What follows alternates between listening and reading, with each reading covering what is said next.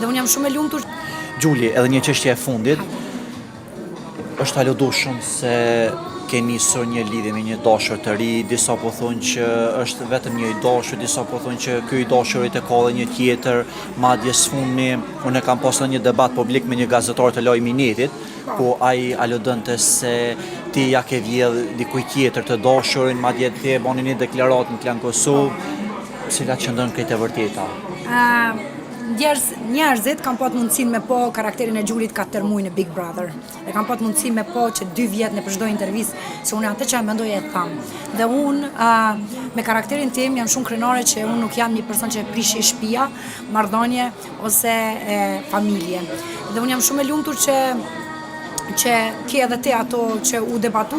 U vjen keq që ka gazetar që nuk e meritojnë fjalën gazetar me kon, sepse shpikin për disa mendimet të personale të vetat që ka personale me mu. Por mendoj që ai gazetar si e ka emrin? Miftar Zeinullahu. Miftar Zeinullahu, organet e duhura janë duke u merr me të, se unë e kum padit atë person.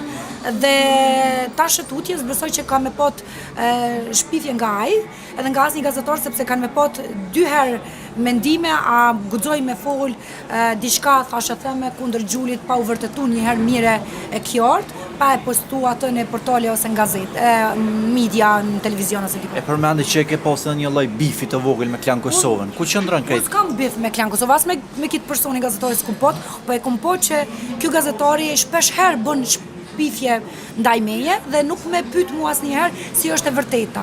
Dhe derisa ai nuk më pyet mua as personin e tretë, okay, unë vërtet që jam që sa muaj u bë gati, mos tham gati një vjet u bë që unë jam me këtë çunin. Kjo atë njohje që ka pat me gocën para meje e ka shkëput që në fillim janarit. Dhe kam pat vetëm kontroll biznesi, pastaj me parfuma që ka shit ky parfumat.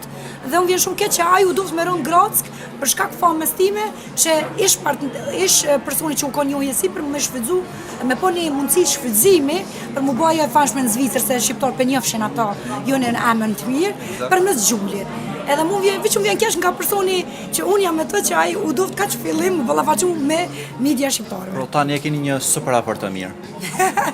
Është shumë person i mirë dhe ne urojmë që t'ju shkojë sa më gjatë lidhja juaj, edhe për fund më kujtohet një çështje para disa javë ke dorsmja që bëri bujë të madhe e Ilirianit dhe Odrit. Pse nuk ishe prezente Gjuli?